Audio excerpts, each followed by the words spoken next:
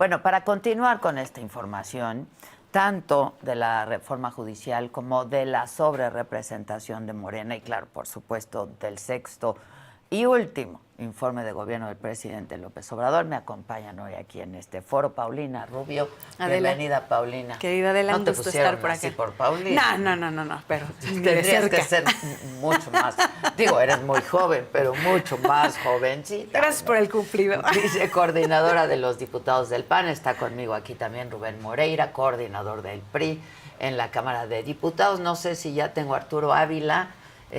Arturo es vocero de Morena en la Cámara de Diputados, iba a estar aquí, pero bueno, nos conectamos vía Zoom. Creo que te llamaron de último momento. Así es, Adela, te saludo con mucho aprecio y saludo a la compañera y al compañero que están ahí contigo en el foro. Puro aguerrido hay hoy aquí esta mañana. A ver, de entrada, ¿qué opinan de este informe de gobierno del presidente López Obrador el día de ayer? No sé quién quiera comenzar. A ver, es una burla. Y te das cuenta que es una burla desde el momento en que el presidente se atreve a decir que estamos mejor que en Dinamarca. O sea, desde ahí puedes entender que todo lo subsecuente es una vil mentira, que se la pasó diciendo logros incompletos, que se la pasó mintiéndole, pero lo peor de todo, que la gente le haya aplaudido las mentiras en el Zócalo, que me queda claro que es gente que ellos mismos llevaron, pero de verdad creo que es un insulto al pueblo de México. Eso fue lo que fue el informe del presidente Andrés Manuel López Obrador, aunado obviamente al insulto que hace la secretaria de Gobernación al romper todas las formas y no cumplir con el acuerdo de la Junta de Coordinación Política, que el diputado Rubén Moreira nos podrá hablar más al respecto, pero de verdad es una burla al pueblo mexicano. Rubén. Bueno, yo diría que cuáles son los saldos del gobierno del señor presidente de la República.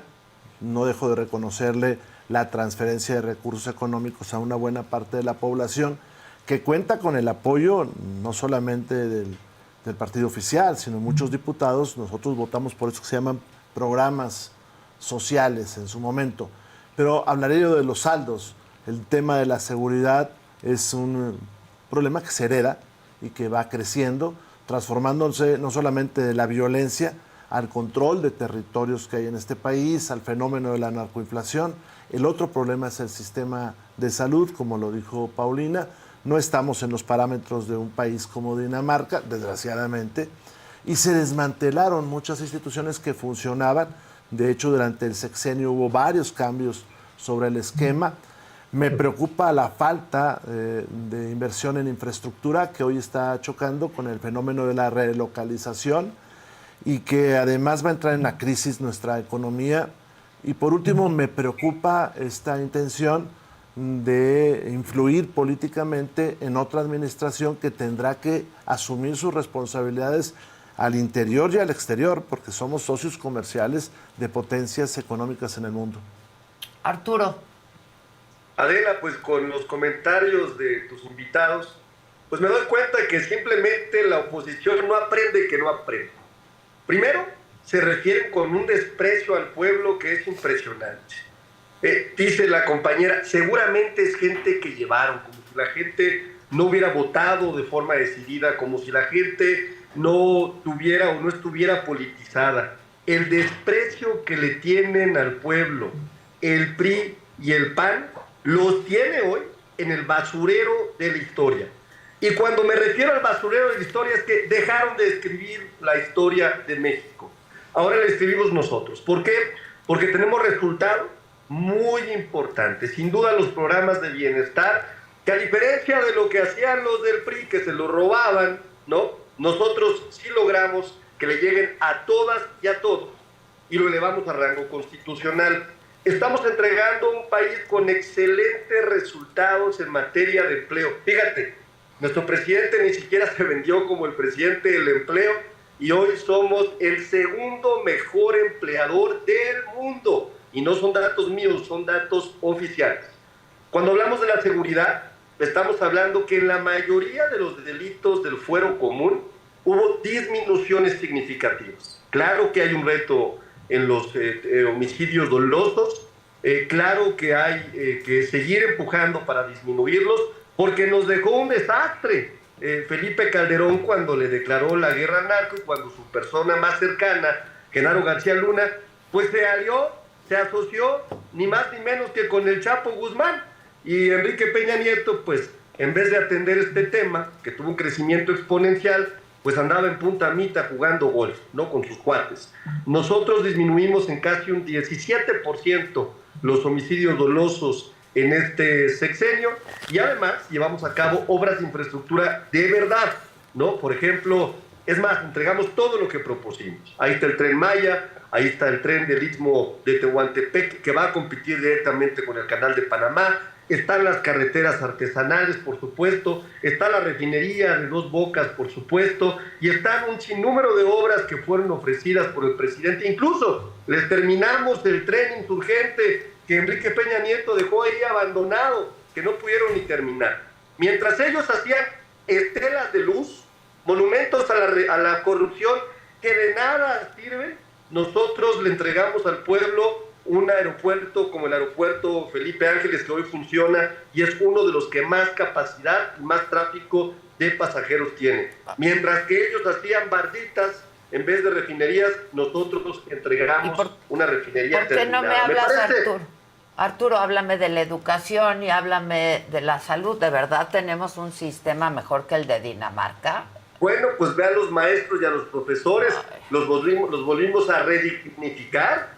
Por eso están tan contentos, tuvieron un incremento salarial histórico, cuando en la época de Enrique Peña Nieto los maltrataron. La mal llamada reforma educativa no era más que un intento de privatización de la educación pública, que es un derecho constitucional, y por supuesto que avanzamos como nunca se había hecho en materia de salud, ¿no? Porque antes hacían cascarones de hospitales, no, es más, a ver, recordemos a un gobernador priista que hasta se atrevió a darles agua a los niños con cáncer. Falta mucho, por supuesto. La doctora Claudia Sheinbaum tiene un plan sin precedente de medicina preventiva, en donde vamos a contratar a más de 25,000 doctores y vamos a ir directo a las casas de las y de los mexicanos. Hay una transformación profunda y la verdad, yo pensé que me iba a encontrar con una oposición más responsable, pero sigo escuchando los mismos conceptos y narrativas de la campaña, que ya vieron qué resultados les dejaron. A ver, vamos a dejar que hablen. Más responsables. Vamos a dejar que hablen. A ver, ¿quién quiere? A ver, Adela, el problema es que ellos creen que repetir 1000 veces una mentira se convierte en verdad. Pero, a ver, solamente hay que ver si la gente se siente hoy segura. 170,000 muertos. ¿De dónde dicen que disminuyeron los homicidios? 100,000 desaparecidos. Y además, fíjate, qué curioso, se quejan de la estrategia de Felipe Calderón. Pues hay que decirle a la gente que hoy lo que quiere hacer Morena es llevar a la Constitución que los militares se encarguen de la seguridad pública, que es justamente de lo que se quejaban con Felipe Calderón. Ahí tienes, sin vergüenza, sosteniendo carteles de no a la militarización, que es lo que hoy impulsan. Qué extraño, de verdad. Y mira, te voy a dar un indicador nada más. En los gobiernos de Acción Nacional, el crecimiento económico promedio fue del 1.65. Con López Obrador apenas llegó al 1.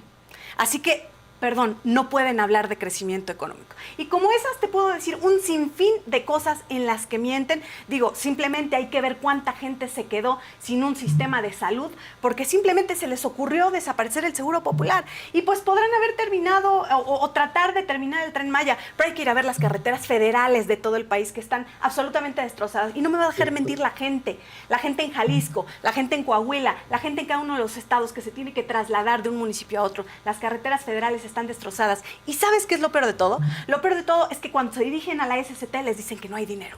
Y claro que no hay dinero. No hay dinero porque todo se lo llevaron a las obras faraónicas del presidente, que hoy no refinan un litro de gasolina y que hoy en el Tren Maya, por supuesto que tiene más pérdidas que ganancias. Uno de los grandes logros de la 4T, yo creo, fue la promoción de los programas sociales, Rubén, ¿no? Sin duda. Efectivamente, creo que trasladar renta, ingreso a las personas, pues es bueno. Se hizo desde el gobierno del presidente Fox, se continuó con el presidente Calderón, Peña, y ahora fue llevado a la Constitución con votos de mucha gente, no solamente del partido oficial. Me llama la atención la soberbia con la cual se tratan los problemas y también las descalificaciones. Podemos hacer esto un show de descalificaciones. yo les puedo decir que cómo le dan la espalda a la gente que se tiene que ir de su país a Guatemala para sobrevivir. Pero si nos metemos en el sector salud, yo te diría varias cosas. 800 personas murieron por el COVID. Son cifras de expertos de las organizaciones de salud del mundo, con productos como el fanatismo, aquel de detente y sacar una medalla, o aquel de abrazos y de los abrazos morales que no contagian. Ese tipo de actitudes pues asesinaron a muchas personas. Podemos elevar la voz, gritar, descalificarnos, pero esa es una realidad. Se murieron esas personas.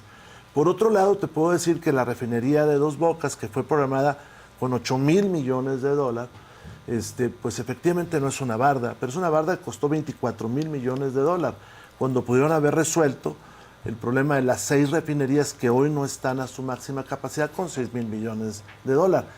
O te puedo decir de esto que anuncian la planta de producción de energía solar de Peñasco, que no es la más grande del mundo, está proyectada como para ser la más grande, pero no tiene conectividad, está en un lugar donde le da energía a 60,000 personas. Hay que felicitarlos por cómo instalan su narrativa. Creo que han aprendido muy bien del pasado, de aquellas prácticas que se tenían en la Alemania de los 30s, 40s, y que posicionaban muy bien la narrativa, hasta que todo fracasó. Hay 50 millones de personas sin sistema de salud. Los problemas de los profesores hoy son graves. Tenemos un buen número de maestros que tienen que pagar una cuota, una extorsión, y que ni su sindicato, que antes era tan combativo, ni nadie lo dice. Yo creo que, como lo señalamos ayer, no somos enemigos, somos mexicanos y tenemos que tratar de encontrar la solución a los grandes problemas. Yo no creo que la solución sea que el señor Harfuch no tenga fuerza policíaca. El superpolicía sin policías. No creo que va a estar todo en gobernación. Pues mire, yo lo que le puedo decir es que estas prácticas ya las han tenido otros gobiernos. El de nombrar gabinetes de temas y que no tenga la persona con que operar. Me preocupa, por ejemplo, que no podamos entre todos solucionar el problema de salud, o que el presupuesto tal y como llegue sea votado y no tengamos infraestructura carretera, o que no tengamos reparación de escuelas. Nadie desprecia a la gente. Yo creo que el que lo desprecia es el que presume que lo protege, cuando en realidad, Adela, Paulina, el compañero de Morena, esto no está sucediendo. No me digan que bajó un 17% los homicidios, si tenemos 200,000 homicidios y el anterior gobierno, y eso hay que criticarlo y criticar los gobiernos anteriores también, traían 150 y 130. Hombre, qué desfachatez. El problema es cómo arreglamos el tema. Exacto. A ver, yo creo que la mayoría votó por Morena y sus aliados. Y eso, pues, ya es un caso cerrado, ¿no? A ver, sí, nada más quisiera hacer una acotación, Adela. La mayoría votó en el Ejecutivo, pero hubo un voto diferenciado en el Legislativo y hay una sobrerepresentación que les da una mayoría calificada ilegítima e irreal. Bueno, pero ya la tienen también. Sí. Ya la tienen también. Nosotros respetamos la resolución del tribunal. Lo que no se vale es que si nosotros respetamos la resolución de un tribunal, no se respete la resolución de unos jueces. Ese es el problema. O sea, en un lado el tribunal está bien, el juez está bien, y por el otro lado no. Ahora, con esta soberbia de reírse de los argumentos, pues ya veremos los resultados. Mire, mi partido en algún momento se rió como usted. Así, igual. Nada más que mi partido tenía una diferencia. Escuchaba a las oposiciones y generaba la pluralidad. Pero al tiempo vamos, que no hay nada que no se termine, ni cuenta que no se rinda. Ahora, el asunto es, y estarán de acuerdo conmigo, ¿qué viene para adelante? Yo creo que estamos todos en la misma frecuencia de que queremos que a México le vaya bien, claro, ¿no? Absolutamente. Absolutamente. Ya me estás empezando a brincar, espérame, déjame. No, dale. Oye, mira, primero, decide dejar muy claro, el tema de la sobrerepresentación no existe. Es una narrativa equivocadísima. Yo nada más le quiero recordar a la compañera que de los 300 distritos electorales que existen en nuestro país, ganamos, quitamos la parte mixta, la parte plurinominal, el 85% de ellos. Para ustedes, benditas plurinominales, que les dan una representación para poder tener una representación de las minorías, ¿no? Entonces, los que están sobre representados son ustedes. Es decir, perdieron la mayoría del país, y hay que dejarlo muy claro. Me río, por supuesto, porque en su momento, cuando ustedes tuvieron la posibilidad de modificar esta cuestión, no lo hicieron. Y además le sacaron provecho. Hasta ahora que son minoría, entonces dicen, ya no estamos de acuerdo, ya no nos gustó. Entonces me parece que, reitero, hay que ser congruentes y consistentes. Dos, al compañero Moreira, decirle que no nos parecemos absolutamente en nada. No, eso es claro. Ustedes fueron algo que el pueblo de México de veras pretende olvidar. Representan lo peor de la política. ¿Y entonces por qué se los llevaron? Representan la entrega del país a intereses verdaderamente corruptos, al poder económico. Lo que ustedes hicieron fue verdaderamente llevar a México y a la mayoría de los mexicanos a una pobreza significativa. Así es que sí, tiene toda la razón, diputado Moreira. Usted y yo, nuestros compañeros del movimiento y nosotros, ustedes, no nos parecemos absolutamente nada. Nosotros sí estamos del lado del pueblo. Nosotros sí estamos logrando una transformación profunda y lo estamos demostrando y tenemos el respaldo de la gente. Reitero, no han aprendido y llama la atención porque pues usted es un experto en la política, tiene ya una carrera política significativa y nomás no le dan, nomás no saben por dónde. Ayer abandonaron el pleno, ni siquiera se quedaron. Es más, yo me sorprendí de ver cómo usted reaccionaba ante la invasión de un poder soberano que estaba siendo o que trataba de ser invadido por el Poder Judicial con astucias y con barbaridades jurídicas. Hubiera esperado mucho más de usted. ¿Se vale o no se vale? Con esa experiencia política. Déjenme preguntar eso si quieres para alusiones Para personales. alusiones, como se dice. Primer tema, no es de una alusión exactamente. Es verdad sabida que nuestro sistema es un sistema mixto, donde hay representación proporcional y donde hay triunfos de mayoría. La representación proporcional, le quiero decir a los que nos ven y nos escuchan, es para compensar las proporciones de votos sobre las proporciones ganadas de mayoría, para evitar que haya diferencias abrumadoras por triunfos de mayoría, pero que no son suficientemente amplios en proporción. Me explico. En el Congreso de nuestro país, Morena sacó el 56% de los votos y tiene el 75% de los diputados. Ahí es donde está una sobrerepresentación. Me extraña porque durante muchos años la lucha de la izquierda, del PRD, de donde vienen ustedes, era que fuéramos a proporción limpia. Recuerdo cuál es la iniciativa que usted me dice, la iniciativa que mandó el señor presidente. El problema de la iniciativa del señor presidente es la que ha tenido otras de las iniciativas que llegan, que su factura, le estoy diciendo cómo se hace, cómo se hizo, no es exactamente la mejor, no es pulcra. Y si quieres al rato que hablemos sobre el Poder Judicial, pues yo te quiero decir cómo en una ciudad como esta, México, vamos a votar en 25 boletas. O sea, están mal hechas las leyes. Entonces aquella que hacía el señor presidente, pues sobrerepresentaba a unos y a otros. Por eso no transitó. Tampoco transitó porque no hay una práctica política para hacerlo. Yo le quiero decir a todos que estamos para ver cómo sacamos al país del hoyo donde va. Ahora, ¿qué es lo que más me preocupa de esto? Y le agradezco que me diga que tengo experiencia, que por mi experiencia, por los errores que he cometido y por los aciertos que hemos tenido, sé a dónde vamos ahora.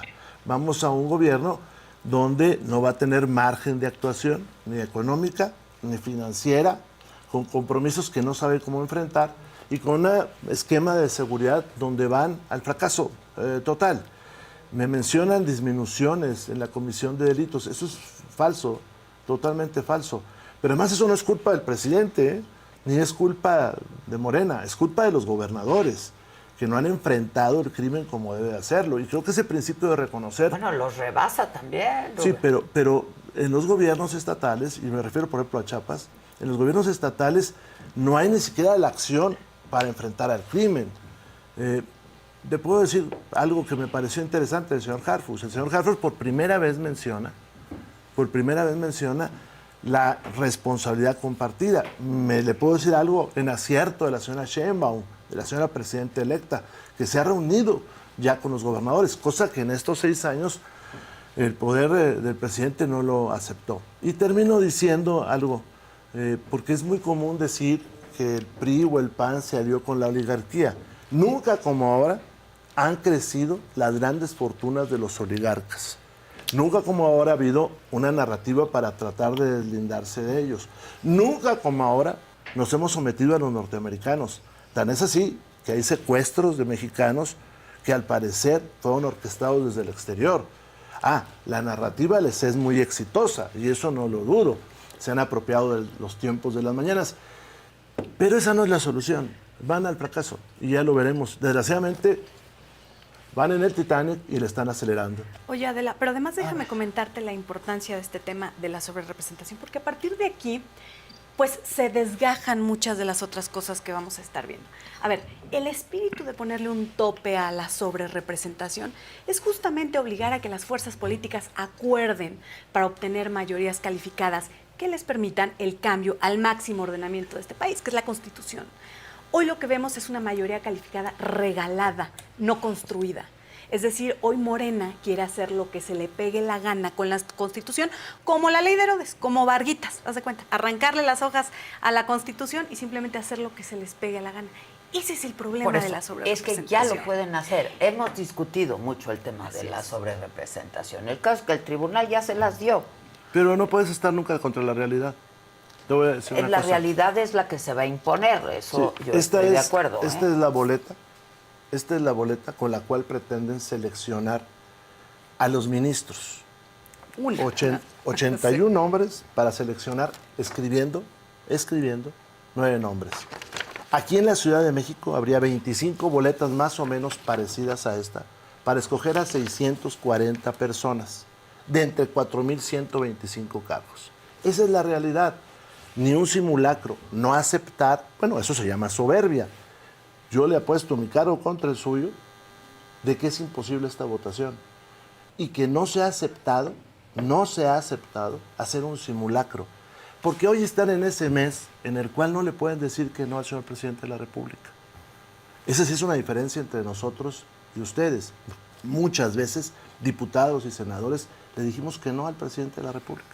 Bueno, el PRI siempre ha sido muy institucional. Pero le dijimos que no al presidente muchas veces. Y mire usted el presupuesto, los 2 últimos presupuestos de Peña Nieto, la Confederación Nacional Campesina hizo tal presión que no hubiera salido el presupuesto. Y yo le puedo decir que con todo el respeto, diferencias muchas con el señor Felipe Calderón, yo no le voté a él sus impuestos y una parte del PRI sí. O sea, había pieza para jugar y para aceptar cosas como estas. Porque acá enfrente de nosotros hay un liderazgo más allá de lo institucional. Sí, y por eso lo tienen que respetar. Sin duda. A ver, Arturo, ¿qué tienes que decir de eso? Vamos a entrar al tema de la reforma judicial. Pues yo creo que es un reclamo del pueblo de México. Nosotros lo ofrecimos dentro de la plataforma política que ofrecimos en la campaña. Nuestra forma de hacer campaña es muy distinta a la de la oposición. Nosotros tocamos casa por casa, puerta por puerta, y siempre algo de lo que más nos pedía la gente era que se reformara el Poder Judicial. Y la verdad es que yo diría, hay que entenderla en 3 ejes, muy sencillo, no complicarnos. El primero es, ¿quién va a estar en desacuerdo en buscar una austeridad republicana, en que no ganen tanto? Hoy un ministro gana casi 8 millones de pesos al año. Pero eso no resuelve el problema. Pero déjame terminar para decirte, no, porque es importante, a la gente sí le importa. Quizás a ti no te importa, Adela, pero a la gente sí le importa en un país como el nuestro, y lo digo con mucho respeto. No. Yo lo digo con mucho respeto, ¿no? A la gente sí le importa que cuando hay una gran cantidad de pobres que nos heredaron los neoliberales, ¿no? Pues tengamos un gobierno austero. No puede haber un gobierno rico con pueblo pobre. Y el único poder que tiene un nepotismo enorme en la sala. que el 70% son familiares, que 2.200 personas de casi 57,000 personas ganan más que el presidente de la República, son ellos. Claro que es un eje importante. Luego tenemos el tema del conflicto de interés. El Consejo de la Judicatura hoy es quien sanciona o no sanciona a los jueces magistrados y está integrado por ellos mismos, que buscamos una autonomía. Pero creo que, para que en eso están todos de acuerdo, ¿eh? Sí, creo que claro. en eso todos están de acuerdo, lo votarían a favor. A ver, yo te diría... Y finalmente, nada más para terminar, en la elección de los jueces, ministros y magistrados. En 43 de 50 estados en Estados Unidos sucede. Pero no solamente eso, ¿qué pretende realmente? ¿Cuál es el fondo? Además de cubrir, por supuesto, los requisitos de elegibilidad y de idoneidad de cada uno de ellos, pretende visibilizar la labor de los jueces y eso me parece muy importante. 2 ejemplos para concluir. 1, hubo un juez que liberó a un presunto violador porque la niña, con un delito tan grave como este de 4 años, no supo la hora y el lugar. Yo quiero saber el nombre de esa persona para nunca votar por una persona así. Otro caso muy grave. Hubo otro juez que liberó al hermano del Mencho a la semana de haberlo aprendido después de casi 2 años de investigación. Oye, perdónenme, pero yo sí quiero tener la capacidad de saber quiénes están aplicando la ley para poder decidir. Me parece que la gente, claro que lo quiere. Y entonces, si estos son los 3 ejes, ¿no? Me parece que la narrativa que se ha construido allá afuera, ¿no? La oposición no ha entendido que la mayoría del pueblo de México está de acuerdo con la reforma judicial. Ya no queremos que el poder judicial responda al poder económico. El pueblo conocemos la Claro reforma. que la conocemos, Entonces te puedo participé comentar. en todos los foros, en los diálogos para la reforma judicial. Hoy mismo estoy en una comisión con los nuevos legisladores de esta legislatura, en donde estamos agregando algunas reservas que creemos que pueden mejorar la técnica legislativa y el lenguaje inclusivo y fortalecer la esencia. Los propios compañeros de la oposición han presentado reservas y seguramente presentarán algunas otras reservas. Así es que me parece que el debate es sano, pero hay que decir la realidad de cuál es la esencia de la reforma judicial. Y la verdad es que mientras ellos sigan criticándola, pues la gente, el pueblo de México, no puede comprender a quienes están defendiendo. Y eso me parece un tema nada más de reflexión para la oposición. A ver, Paulina. A ver, la esencia de la reforma del Poder Judicial es controlar al Poder Judicial desde la Presidencia de la República. Esa es la esencia. No hay que engañar a la gente. Segundo, yo invitaría al compañero Arturo a leer la reforma, porque en ningún punto se toca esta preocupación que tiene del tema del nepotismo, ¿no? Porque si hablamos del nepotismo, pues entonces hablemos de la ministra Lenia Batres, que tiene a varios familiares participando de cargos públicos, ¿no? Entonces, esta reforma no toca absolutamente nada de esto. Paulina, sí ¿por qué no nos lo sí demuestra? Si lo demuestra, demuestre lo que está diciendo. Porque es muy fácil decir mentiras. Demuéstrelo. La voy al Congreso. A ver, deme, por favor, los perdón. elementos. ¿No lo es creo. el encargado de despacho el papá del hijo de Lenia Batres? Demuéstrenmelo. Bueno, ¿no es? No nada más comentándolo. ¿No es Demuéstrelo, una por hermana favor. diputada local de Morena? Demuéstrelo, por favor. Eso no tiene nada que ver. Tienen carreras Por favor, consolidadas. No, por favor. Demuéstreme el tema del nepotismo. Es muy fácil hablar. ¿No y es muy fácil la mentir. hija de Y Olga ustedes Sánchez se han Cordero, vuelto magistrada? especialistas en mentir. ¿No es la hija de Olga Sánchez Cordero, magistrada? Bueno, esta reforma no toca eso. No lo toca. ¿Y no tiene las Lo que credenciales sí- para hacerlo, disculpe? Perdón, yo no estoy argumentando eso. Usted es el que se metió con el tema del nepotismo. Ahora, ¿qué sí hace esta reforma? Habría que Partidizar ver la si sabe la justicia. definición de ¿Por nepotismo, qué? pero bueno. ¿Por qué? ¿Por qué partidiza la justicia? Ah, pues muy sencillo. Pues porque simplemente las propuestas que van a llegar a las boletas son las que termine validando el Poder Ejecutivo controlado por Morena, el Poder Legislativo controlado por Morena y el Poder Judicial. Y además, en la boleta va a venir qué poder propone a cada personaje. ¿Qué nos preocupa, Adela? Pues nos preocupa que ahora tengamos a los siervos de la nación operando para decir que se tiene que votar por los candidatos del presidente. En automático, la justicia la toma el presidente. Así que, no, por supuesto que no estamos en contra de la participación ciudadana. Lo que estamos en desacuerdo es de que el presidente, la presidenta de la República, ahora sea quien designe a jueces y magistrados. Rubén. No, varias cosas técnicas. Yo creo que compartimos la necesidad de un mejor sistema de justicia. Sí, eso lo compartimos todo. Pero lo que no es claro es esta reforma, cómo abona a ese sistema de justicia. México tiene .33 jueces federales por cada 100,000 habitantes. Si sumamos a Adela, los jueces locales sube a 3 o 4. Grecia tiene 40 jueces por cada 100,000 habitantes y lo admitible son 18 por cada 100,000 habitantes. Tenemos, por ejemplo, un juez mercantil en Monterrey Federal que tiene 15,000 juicios. ¿Necesitamos cambiar al juez o necesitamos 30 juzgados? Esa sería la primera parte. La segunda, pues la gente no va a elegir, va a seleccionar. Y mire, le voy a aceptar, don Arturo, una autocrítica para todos, para ser muy claro. Como se seleccionan, va a ser de listas que proponen los gobernadores, los poderes judiciales o los poderes legislativos. Muy sencillo, donde un estado domine un partido, esos 3 poderes, pues la lista la van a confeccionar un partido político y la gente no va a elegir. Es más, importa poco a quién ponga. Eso sí tiene tiempo de hacerlo y si tienen tiempo de contar los nombres y de ponerlos en plantilla. Tercera cosa que yo le diría es que no hay nada objetivo para que sean mejores jueces.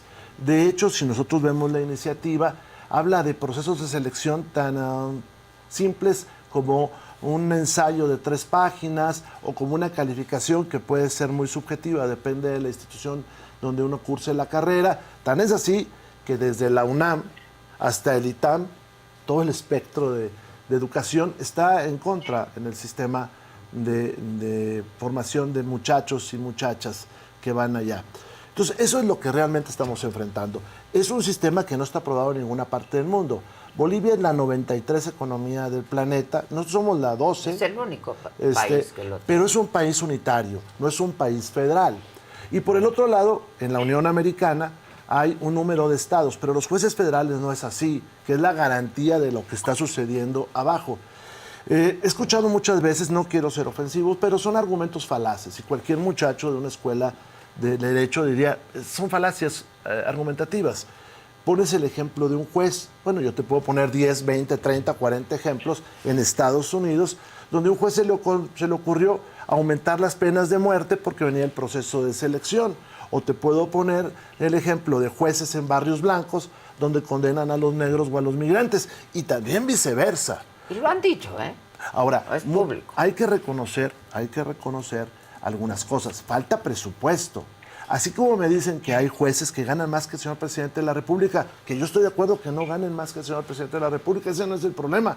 Te puedo decir que hay jueces en este país, en estados, me reservo el nombre para no hacer una polémica, que ganan 7,000 pesos al mes y que lo demás son complementos, Adela.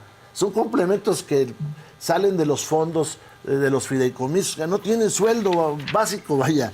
Entonces, el problema es mucho más profundo. Por eso, Acción Nacional, MSM, que no está acá, pero me atrevo a decirlo, y nosotros hemos propuesto, oye, si estamos de acuerdo en una reforma al Poder Judicial y a la justicia en México, incluyamos las fiscalías, incluyamos los tribunales administrativos, que el presidente no incluyó. O sea, quiere elegir a los jueces de todos menos a los tribunales administrativos. Incluyamos a los poderes judiciales locales, hagámoslo bien. Entonces, no estamos reñidos, queremos el bien. Entonces, esa es nuestra diferencia. ¿Cómo están los tiempos y qué margen de maniobra va a tener la oposición para negociar? Pues nosotros quisiéramos espacio. Mira, nosotros lo que estamos pidiendo, de hecho, es que tengamos la posibilidad de volver a hacer foros y que este dictamen pueda ser revisado por los actuales diputados. ¿Por qué? Porque recordemos que este dictamen fue aprobado en la Comisión de Puntos Constitucionales de la 65 legislatura. Es decir, hoy... Que creo que eso es ilegal. Al menos 399 diputados no conocen ni participaron de la discusión en la comisión. Entonces, estás violentando el derecho de los nuevos legisladores a participar de esta discusión. ¿Qué queremos? Que se vuelva a abrir la discusión. Pero pareciera que traen mucha prisa y yo coincido con el diputado Moreira, no toca lo esencial en el tema de procuración de justicia, que son las fiscalías. Hay que decirle a la gente, ¿cuál es el primer contacto que tiene la gente con la justicia, cuando va a denunciar? Los ministerios públicos. Cuando va a denunciar. Hay mujeres que pasan hasta 10, 12, 14 horas en una fiscalía tratando de denunciar, pero eso no lo tocan. Entonces, no pueden decirle que lo que quieren es que el pueblo tenga mejor justicia cuando no se toca todo el esquema, tanto de procuración como de impartición de justicia. A ver, Arturo, para que no digas que te brinco. Bueno, Adela, yo entro en unos minutos ya a una plenaria, como te lo comenté aquí en San Lázaro. No quiero ser, por supuesto, irrespetuoso de los compañeros que fueron hasta allá a acompañarte, pero yo te diría que la reforma va a tener un proceso legislativo como debe de llevarse a cabo. Somos un poder soberano, el pueblo ha votado por nosotros, se harán los debates correspondientes, se dará lectura a las reservas correspondientes y en su caso pues se someterá al Pleno, que además es soberano completamente. Si el Pleno decide aprobar esta reforma, pues es algo que tiene absolutamente toda la legitimidad. Yo creo que estaremos muy atentos de lo que nos compartan los compañeros de la oposición. Siempre hemos sido institucionales. Yo no desconozco el dictamen, lo conozco bien. Déjame decirte que estudié Derecho Angloamericano en la Universidad de Texas en Austin y justamente un trabajo de Derecho Comparativo que presenté fue reconocido hasta por un expresidente y el gobernador de Texas. Entonces yo encantado de sentarme con Rubén para poder entrar a los temas de derecho comparativo con todo gusto y decirle qué encuentro en esta reforma judicial que incluso la hace mucho más moderna y mucho más eficiente que el propio sistema angloamericano. Bueno, pues gracias, Arturo. Nada más dime, ¿cómo están los tiempos? Bueno, los tiempos que se prevén, o sea, lo que uno ve que está previéndose, y ayer tuvimos Junta de Coordinación Política, es... ayer se dio publicidad por la noche, mañana empieza el debate, y ese es martes, en lo general, el miércoles en lo particular. Y lo que ellos están tratando al final del día es que para los días últimos del mes de enero, el señor presidente de la República pues publique. De septiembre. Reforma, ¿no? De septiembre. Ando iniciando el año, pero legislativo. Es que ya queremos que pase septiembre. En los últimos días del mes de septiembre, el presidente va a firmar. Eso es todo. Por eso están tan atropellados. Y lo que sí hay que recordarle a la gente es que están violando una suspensión de jueces federales, justamente, ¿no? ¿Es legal esa suspensión de los jueces? Mira, podemos discutir el fondo. Podríamos discutir el fondo. Sin embargo, en Acción Nacional... En Acción Nacional somos respetuosos de las instituciones. Creemos que el procedimiento debido es que la Cámara se defienda a través de los órganos que tienen la facultad de hacerlo y que se defienda. Pero lo legal sería que suspendiéramos la discusión en tanto no hubiera una resolución definitiva. Eso sería lo que tendríamos que hacer. ¿Cuál es el génesis del amparo? A ver. Sí, muy rápido. Es cómo otorgarle a un ciudadano, porque en México decidimos que las personas valen en la historia. Sí. La garantía. El poder para detener al Estado en contra de él. Y el primer antecedente es cuando aquel juez va y para una ejecución que ordena el presidente de la República y salva a la mitad de los que estaban sentenciados. Mire, yo no sé si en el fondo va a proceder, no sé si es bueno o malo el argumento de la suspensión, que son dos cosas. Lo que sé es que tengo que acatar al juez. Sí. Eso lo tengo que acatar. Y acatar a un juez es lo que nos da a usted, a mí, a todos, la certeza de que puede salir a la calle y no ser vulnerado. Esa es la diferencia entre una democracia y una dictadura. Esa es la diferencia. Que haya el respeto a lo que diga un juez. Y yo abonaría algo más. ¿Qué está protegiendo este amparo? Lo que está protegiendo es a los trabajadores, porque Morena nos ha hecho creer... ¿Quién presentó estos amparos? Jueces, pero al final de cuentas están protegiendo a los jueces, un par de jueces que dicen, a ver, se están violando los derechos de los trabajadores, sí. Bueno, porque eso es lo que Morena ha tratado de hacer, hacerle creer a la gente que los que se van a ir son los jueces, los que ganan mucho, los magistrados. No, se están violando los derechos de los trabajadores, de esos trabajadores que iniciaron una carrera judicial, que es la que están destrozando. ¿Y qué es la carrera judicial? Es la posibilidad de que tú empieces a trabajar en el Poder Judicial y vayas ascendiendo poco a poco, por mérito, por experiencia, por preparación, y que entonces llegues y logres ser juez y logres ser magistrado. Entonces, eso es lo que están pidiendo los trabajadores, por eso los vemos en la calle. Y Adela, ese también es pueblo, ¿eh? Los estudiantes también son pueblo. Las barras de abogados también son Bueno, pero pueblo. es que están manipulados. Entonces, creo que es irreal que nos estén diciendo que el pueblo... No, hay una parte del pueblo que no quiere esa reforma. Ahora, ¿ya tienen los votos que se requieren? No. Les falta un voto. En el por- Senado, en en el Senado, ¿no? así Ya es. tienen, Sí. de los 3 que les faltaban, ya tienen 2. Esos los dos, chapulines. esos dos que se fueron, yo respeto su decisión, no llegaron a esos cargos con votos de ellos, llegaron a esos cargos Por con la votos alianza, de pues. Acción Nacional y del PRI. Te quiero decir que en Michoacán fueron mucho más los votos de Acción Nacional y del PRI que los del PRD. O sea, fueron mucho Sí, sí, más. sí. Y que si no hubiera estado Acción Nacional o no hubiera estado el PRI, ellos no llegan a tener ese escaño. Uno llega pues porque alguien votó por uno y él tiene que guardarle lealtad con los márgenes que hay de la independencia que uno tiene. ¿Qué creo? Que Morena va a llegar a un momento en que se va a meter en un callejón sin salida porque esto no tiene forma de operarse y porque esto va a tener consecuencias, porque hay tratados internacionales. Alguien me decía, ¿se viola la soberanía? No, mire, si usted y yo somos socios en cualquier cosa y yo empiezo a ser errático, a despilfarrar el patrimonio, usted me va a decir, oiga, espérame, vamos juntos en esto. No se está metiendo en mi vida personal, está protegiendo sus intereses. Es lo mismo con los americanos. Ahorita presumió el señor que había estudiado en los Estados Unidos. No, yo fui actuario. Yo fui esa persona que va y notifica y sé cuánto gana un actuario y sé las dificultades que tiene. Y fui secretario de un tribunal y vi a personas, como dice Paulina, sin abogado. Hay 900 defensores federales en el país. ¿Serán suficientes? Bueno, esta reforma no habla de aumentar defensores. Están construyendo falacias, están engañando. Me quedé con las ganas de decirle a Arturo, oiga, sí hay dos formas de hacer campaña, engañando a la gente y no engañando a la gente. Y ellos engañaron a la gente y utilizaron mecanismos impropios para hacer campaña. Ahora, ¿qué queda? ¿Y qué va a pasar? ¿Qué piensa hacer la oposición?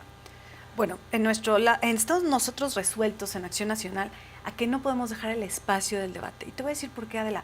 Porque sería dejar sin voz a toda esa gente que hoy se está manifestando. Tenemos una obligación ciudadana. Por la oposición votaron más del 42% para ser representados en la Cámara de Diputados.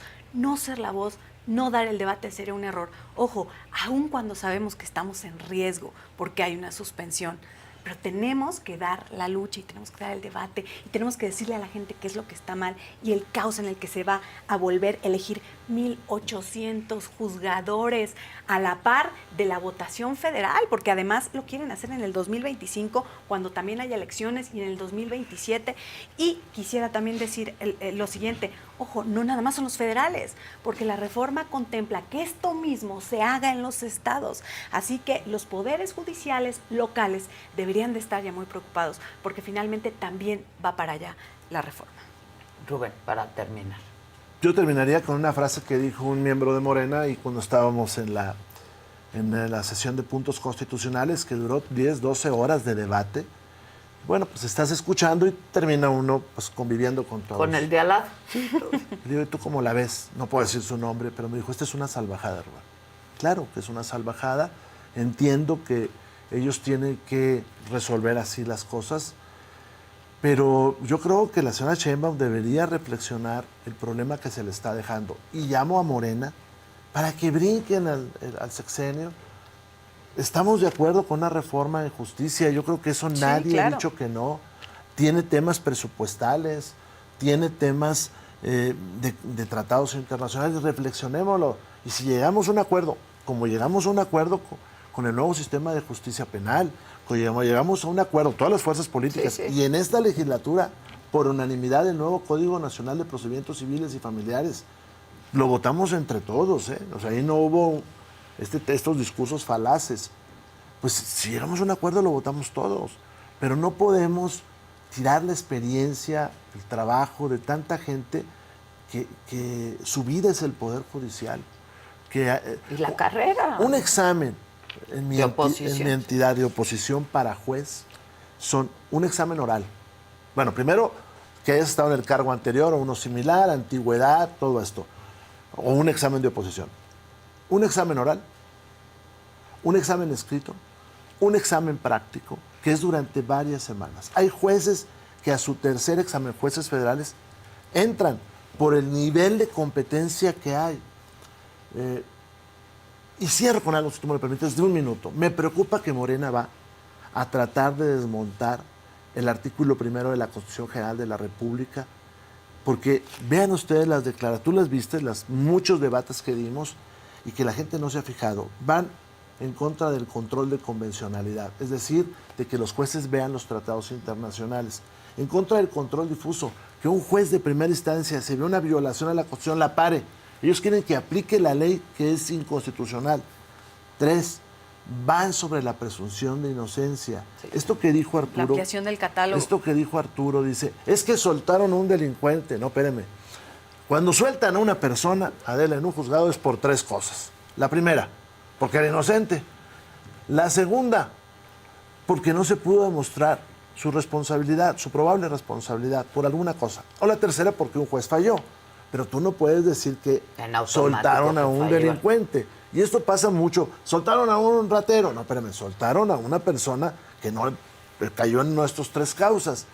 Yo creo que se están yendo para adelante y ojalá y reflexionaran. Hay voces serenas ahí en Morena que deben de estar preocupados. Ahora, tú decías, Rubén, perdón, Paulina, que la realidad se impone, ¿no?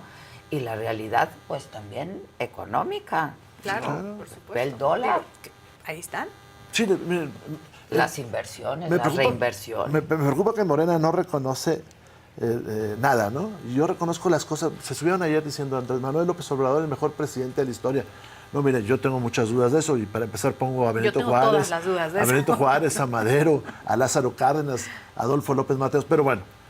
Pero hay que ver el pasado. López Portillo nacionalizó la banca y se equivocó y la realidad se impuso. Se tuvieron que volver a abrir los mercados.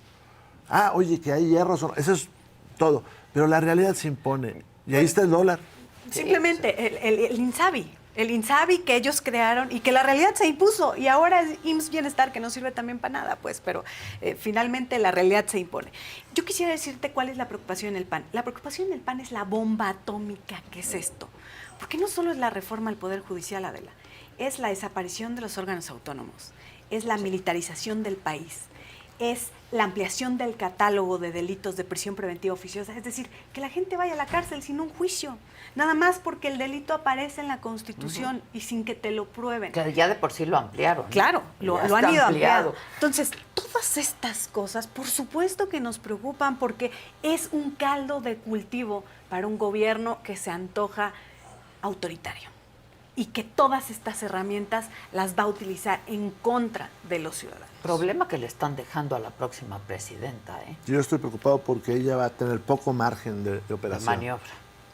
Pues les agradezco mucho. Gracias, Paulina. Al contrario, Adela, muchísimas gracias. Rubén, muchísimas gracias. Gracias. Gran anfitriona.